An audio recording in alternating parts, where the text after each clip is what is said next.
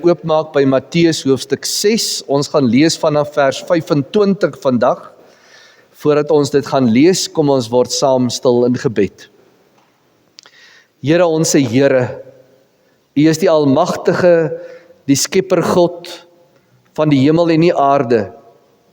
U het dit goed gedink dat ons mense sal wees in die tyd waarin ons nou leef. En in hierdie tyd word ons opgeroep om U raak te sien, U te erken, U te aanbid, ons lewe aan U toe te wy. Ons weet dat U Uself aan ons wys deur die eeue heen as 'n Vader wat vir ons liefhet, as 'n Seun wat as gevolg van daardie liefde in ons plek kom sterwe het, as 'n Heilige Gees wat ons so liefhet dat U ons nooit alleen wil los nie, en dat U elke oomblik, elke dag saam met ons na ons wêreld kyk, na ons wêreld luister en agterkom hoe ons daarop reageer. Ons wil graag vanmôre vra dat U ons verder sal vorm in 'n wêreld wat deurmekaar is, 'n wêreld waarvan die doemprofete vir ons allerlei slegte dinge vertel. Ons is in 'n fase in ons lewe waarin ons besef dat siekte en swaar kry is 'n realiteit. Hierdie goed gebeur met ons almal een of ander tyd. En wanneer ons slegte tyding kry oor ons gesondheid, dan het dit die vermoë om ons knieë wankelrig te maak en ons onseker te maak oor die pad vorentoe. Vanmôre wil ons vra, Here, dat U met ons sal kom praat oor hierdie bekommernisse wat ons raak sien rondom ons. 'n Wêreld wat dreig om uitmekaar te spat as gevolg van oorloë. Pryse wat dreig om ons lewensstandaard seer te maak en radikaal te verander. En ons wil vra, Vader, kom praat met ons in hierdie tyd. Hoe leef Christene dan in so 'n tyd? Kom help ons verstaan hoe ons kan lewe, sodat ons 'n getuienis kan wees vir die wêreld waarin ons woon. En laat die koninkryk deur ons manier van reageer kom, ook verander. Laat hulle sien dat ons 'n lewende voorbeeld is van hoe dit lyk as mense aan U uitverkoop is. Kom praat met ons uit U woord vandag en gee daardie een sin wat ons moet hoor, dat ons dit sal raakvang, ons eie sal maak en dit sal kan gaan onthou en gaan toepas vir die res van ons lewe. Ons bid dit in die naam van Jesus ons Here. Amen. Geliefdes, ons lees dan saam uit hierdie kosbare preek van Jesus wat in Matteus 5 begin het. Ons is nou al by einde van Matteus 6 en daar is nog sommer baie dinge wat die Here met ons wil deel, maar ons gaan nou begin by vers 25 vandag. So Jesus is besig om vir hierdie duisende mense wat daar in die amfitheater sit langs die see van Galilea te praat, en die woorde kom tot vandag by ons, in ons ore. Daarom sê ek vir julle, hou op om julle te bekommer oor julle daaglikse lewe, wat julle sal eet of drink, of oor julle liggame, wat julle sal aantrek. Is die lewe nie baie belangriker as kos nie? En is die mens se liggaam nie baie belangriker as klere nie? Hou die voëls wat daar vlieg dop. Hulle saai nie, hulle oes nie en hulle maak nie in skure by mekaar nie. Dit is onnodig want julle hemelse Vader gee aan hulle kos. Besef julle dan nie dat julle vir God nog baie kosbaarder is as hulle nie? Kan al julle bekommernisse julle lewe 1 sekonde langer rek? En wat klere betref, wat bekommer julle daaroor? Leer hierdie les van die veldlelies wat so pragtig in die blom staan. Hulle sloof hulle nie af om vir hulle self klere te maak nie, en tog sê ek vir julle, self Salomo in al sy glorie was nie so pragtig aangetrek soos een van hulle nie. As God dan die veldplante wat vandag daar is en môre verbrand word, so mooi aantrek, hoeveel te meer sal hy nie vir julle sorg nie? Is julle geloof dan so klein? Moet julle dus nie bekommer en vra, wat sal ek tog eet, of wat sal ons drink, of wat sal ons aantrek nie? Dit is die ongelowiges wat oor hierdie soort dinge begaan is. Julle hemelse Vader weet tog dat julle dit alles nodig het. Nee, maak die koningsheerskappy van God en dit wat voor hom reg is julle prioriteit. Dan sal God vir julle al hierdie ander dinge byvoeg. Moet julle daarom nie oor môre bekommer nie. Môre sal sy eie bekommernisse bring. Vandag se moeilikhede is vir een dag heeltemal genoeg. Ons lees tot sover uit die woord van die Here.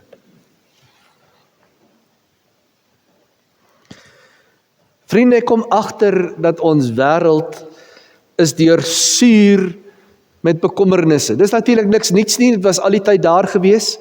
As dit nie in Jesus se tyd so was nie, het hy nie nodig gehad om daaroor te praat nie. So dit is iets wat universeel is vir elkeen van ons. Ons is bekommerd oor dinge rondom ons. Ons worry. En ons weet baie keer dat dit onnodig is.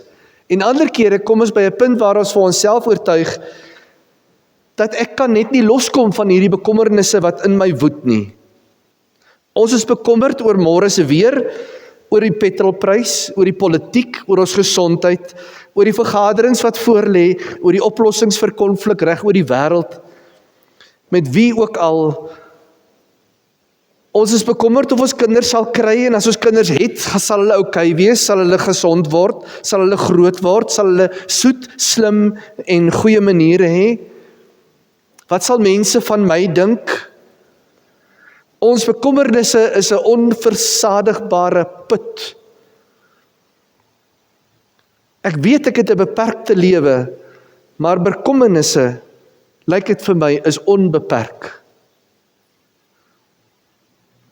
Ons is bekommerd of daar 'n hemel en 'n hel is, en of ons daar eendag daar gaan uitkom, en hoe ons daar gaan uitkom. Vriende, bekommernisse het die vermoë om die vreugde van die lewe uit ons uit te suig, totdat ek soos 'n leeggedrukte lemoen is. Ons wag ons lewe lank vir 'n ramp wat ons moet tref. Dis soos die ander skoen wat moet val. Julle ken die storie van die ander skoen wat moet val, nê? Nee? Ons praat nogal baie in ons huis oor die ander skoen wat moet val. Dit het gegaan oor die ou wat in 'n woonstelblok gebly het, en die ou bokant hom, as hy in die aand huis toe kom, dan het hy sy skoene uitgetrek, en met 'n groot dawerende lawaai het hy die skoen laat val. En as die skoene geval het, dan die ou hier onder gedink het, ag, ek wou al geslaap het, moet jy so raas? So eendag toe kry hy die ou in die gang, en hy sê vir hom, weet jy, as jy jou skoene so laat val in die aand op jou vloer, dit weer galm hier in my kamer in, en ek het al geslaap, en nou word ek wakker, en regtig man, kan jy nie maar jou skoene net 'n bietjie sagter neersit nie. Die ou is nou verskriklik jammer dat hy sy skoene laat val het, en so die volgende dag kom hy van die werk af, nadat hy laat gewerk het, en sy klere is vuil, en hy trek sy skoene uit, en hy gooi sy een skoen neer, en skielik onthou hy, o genade, ek moes nooit my skoen laat val het nie, en hy sit die tweede skoen neer, saggies. Die volgende oggend kry die ou hom daar buitekant in die gang, en hy sê vir hom, as jy maar net die tweede skoen laat val het, dan kon ek geslaap het, maar ek het die hele tyd gewonder, wanneer gaan die tweede skoen val? Nou ja, ons wag baie keer vir die tweede skoen om te val. Ons het tekens van rampe, en ons maak onsself bang oor dinge wat rondom ons gebeur, en dan sê ons maar, as dit en dit en dit gebeur, dan gaan dit en dit en dit gebeur, en ons lewe lang wag ons vir die slegste moontlike goeders om te gebeur. Ons wag vir die ramp. Wanneer gaan mense dink, ons is nie so okay nie, ons is nie so oulik nie, ons is nie so Christelik nie. Want vriende, elkeen van ons wat vanmôre hier is, ons leef met hier en daar 'n geheimpie in ons lewe. Iets wat ons wil hê ander mense nie moet uitvind nie. Dat as hulle dit van ons weet, gaan ons minder van onsself dink, want hulle gaan minder van ons dink. En daarom op die ou einde, leef ons in vrees dat mense kan uitvind wie ek regtig is. En hoe meer maskertjies ons dra, sodat ander mense tog net van ons moet hou, hoe meer is ons bekommerd oor hoe ons optree, en wanneer ons lag, en wanneer ons iets sê, en waar ons onsself begewe, en wat ons aanpak, en wat ons los. Ons lewe lank met 'n sê nou maar, eerder as, ek kan enigiets doen deur Christus wat my die krag gee. Dit laat ons dikwels dink, as ek maar tog net, teenoor, wat 'n groot dankbaarheid, om te kan leef in God se genade. Jesus hou niks van wat bekommernisse aan ons doen nie. Hoe ons kleinlike, rugstekende, valse, vreugdelose, droomversmorende mense kan word. Jesus het 'n besondere sagte plekkie vir mense wat op daardie plek in hulle lewe is. En daarom praat hy met groot deernis met mense wat in daardie fase van hulle lewe is. Want jy sien, ek en jy het die kuns vervolmaak om mense wat sukkel en angstig is, net nog slegter te laat voel. Haai, glo jy dan nie? En so begin die mense met hulle bekommernisse net nog slegter voel.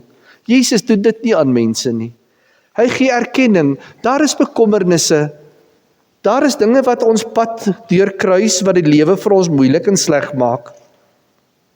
Maar Jesus se doel is om ons las ligter te maak, nie swaarder nie. Vriende, ek en jy leef in 3 moontlike tydsgrepe. Ons kan leef in die verlede, ons kan leef in die hede, of ons kan leef in die toekoms. En al 3 van hierdie is werklikhede vir ons. In die ou dae, so die mense gesê, was dinge nog mooi en pryse was laag, en ons kon leef en oorleef. Daar is mooi herinneringe, maar ander mense kyk na die ou dae en hulle sien net pynlike herinneringe van wat als verkeerd gegaan het en hulle leef met verwyte en skuldgevoelens.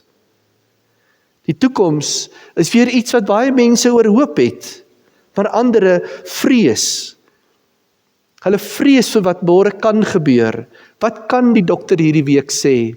Wat gaan oor die nuus na ons toe kom? Wat gaan die olieprys maak en wat gaan die rand-dollarprys maak? En waar gaan ons eindig? En hoe lank gaan ek nog gesond wees? Dit is interessant dat Jesus baie min leef in die verlede of in die toekoms. Hy praat hier en daar oor die toekoms en hy praat hier en daar oor die verlede. Hy haal voorbeelde daarvan aan. Maar Jesus is by uitstek die een wat fokus op die nou. Wanneer hy met sy disippels praat oor gebed, dan sê hy vir hulle, kom ons fokus op vandag. Here, gee my vandag my daaglikse brood. Want Jesus weet dat in hierdie oomblik van die hede, die nou, dit is waar ons heil is. Bruce Wilkinson skryf 'n pragtige boekie hieroor en dan praat hy oor hoe ons na die verlede gaan kyk en wat ons daar moet gaan haal is die dinge wat God al in die verlede in die geskiedenis gedoen het.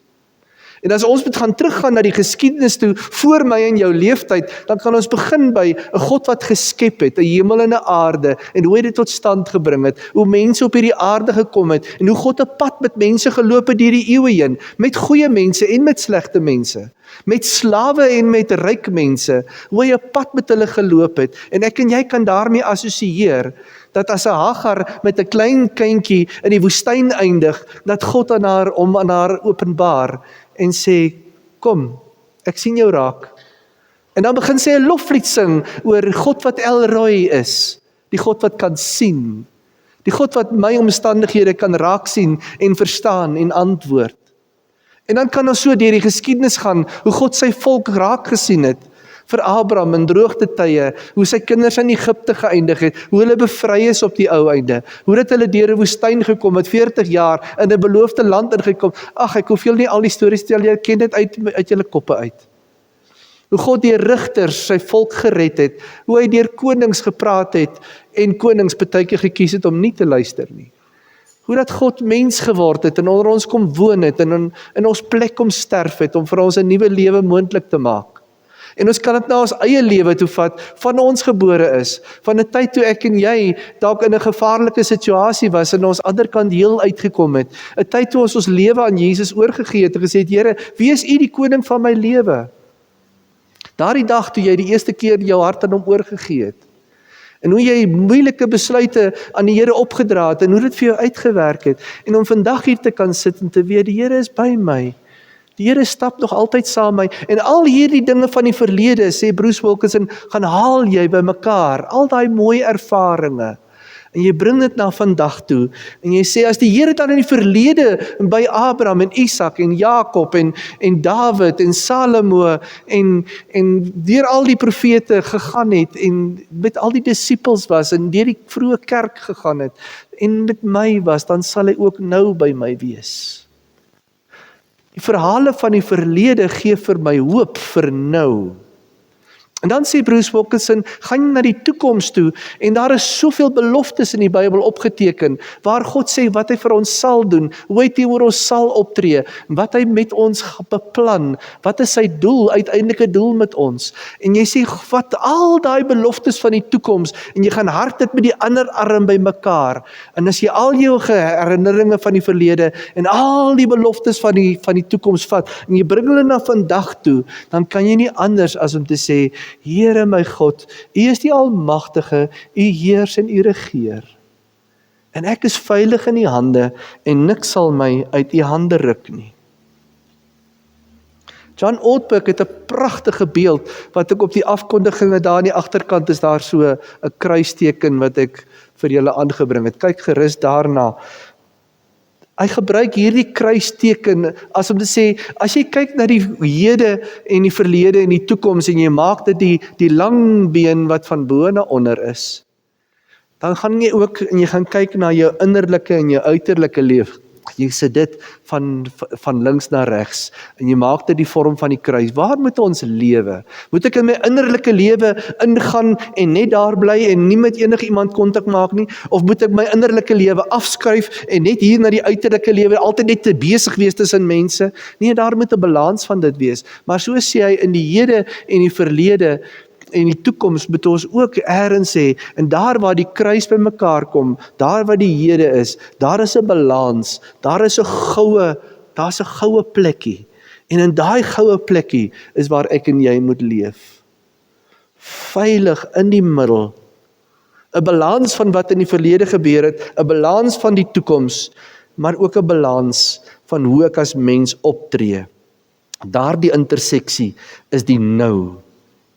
Dit is waar ek op die ou einde met gemak en met vryheid kan lewe. Wanneer ons hierdie balans versteur, liewe vriende, versteur ons die kern van God se bedoeling van hoe lewe behoort te wees. Die Here wil nie hê dat ek en jy in die verlede moet gaan leef asof dit die beste was en vergeet van nou nie, maar ook nie asof dit die slegste was en net vasgevang word in die foute van die verlede nie. So wil hy ook nie hê dat ons in die toekoms moet inlewe asof môre net altyd beter sal gaan, want vandag kry ek swaar nie. Nee, ons moet alles omarm en na vandag toe bring. In vandag is daar geen bekommernisse nie. In die oomblik wat jy nou hier sit, jy kan asemhaal. Jy het krag gehad om tot hier te kom. Jy het alles wat jy nodig het. Jy het die woord van God wat tot jou kom. En dis 'n oomblik van vrede. Ons leef in hierdie oomblik, en dan in die volgende oomblik, en dan in die volgende oomblik. Elke oomblik is 'n wonderwerk en 'n geskenk van God. Ek en jy kan dit nie maak nie, net die Skepper God kan dit vir ons aanbied. Maar wat ek en jy met hierdie oomblik doen wat God vir ons gee, is die belangrikste keuse wat jy waarskynlik duisende kere per dag sal moet doen. Om nou bekommerd te wees oor môre, nou te dink oor môre se werk en môre se uitdagings maak geen sin nie. Nou is jy voor die aangesig van God. En dis die beste plek om te wees.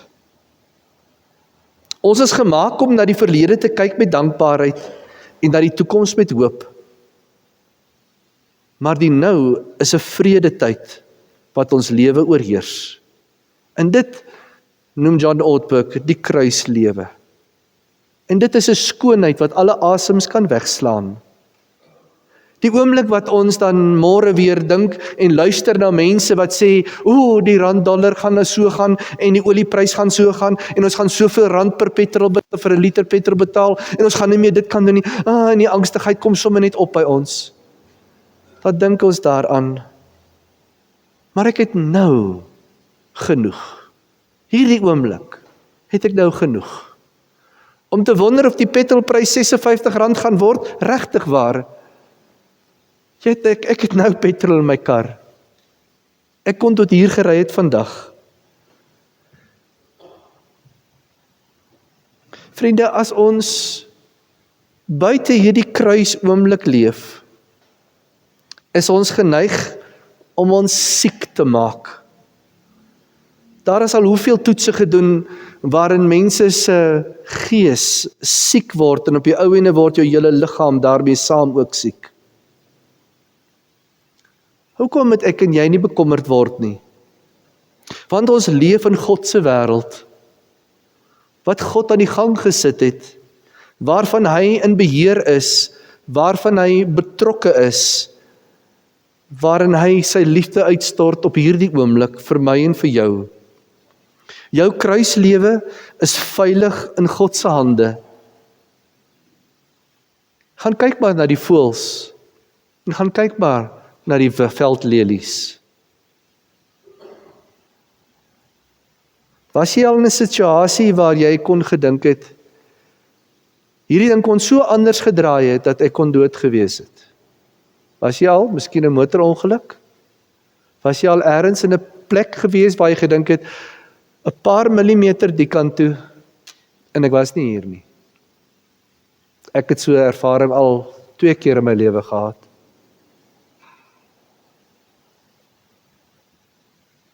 Dalk het jy ergens deur jou lewe met 'n kanker gekom en 'n dokter het vir jou gesê, die ding lyk sleg. Jy moet jou maar regmaak vir die grootste goeters. En hier sit jy nog steeds vandag, met al die krag wat die Here jou gegee het. Die lewe is nie volmaak nie, maar jy's hier. En dit is 'n paar jaar terug al in jou geskiedenis. So die vraag, was daar 'n tyd wat jy al kon dood gewees het, maar tog lewe jy? Dis mos asof ewe skielik die lewe daarna vir jou anders lyk. Ek het op 'n stadium met 'n jong man in my lewe te doen gehad. Kom ons noem hom maar Dani, sy naam was nie Dani nie, maar kom ons sê maar net Dani. Dani het van geboorte af was hy doof. Hy kon nie hoor nie. Maar na toetse het hulle agtergekom dat as hulle 'n baie duur operasie doen, wat hulle in cochleaire oorplanting doen, en inplanting doen, dan kan hy dalk weer hoor. En so op ouderdom van 8-jarige ouderdom en daarna weer 'n bietjie later het hulle hierdie operasie gedoen. Dani was saam met my in Israel, en terwyl ek nog praat, word hy 'n oomblik stil. En hy stop my in die middel van 'n sin en hy sê, Dominee, hoor jy die voeltjies chirp? En ek besef, Dani het 'n vreugde in die lewe gevind, omdat hy nooit kon hoor nie. Nou is die chirp van 'n voël, die blaar van 'n skaap en die lag van 'n baba, alles musiek in sy ore. 'n God wat op 'n wonderlike manier met hom kommunikeer. En dit gebeur elke dag, die wonder van klank. En vir my en vir jou, die wonder van 'n glimlag, die wonder van reuke, die wonder van om bewus te wees van hierdie oomblik waarin jy nou is. Oomblik vir oomblik. Soms moet ek en jy net 'n bietjie asemhaal. En dalk moet dit nou begin doen. So ek wil jou nooi om saam met my jou asem diep in te trek, en as jy hom ingetrek het, net al die gifgasse laat uitgaan. Sal ons dit doen? Reg, hier gaan hy.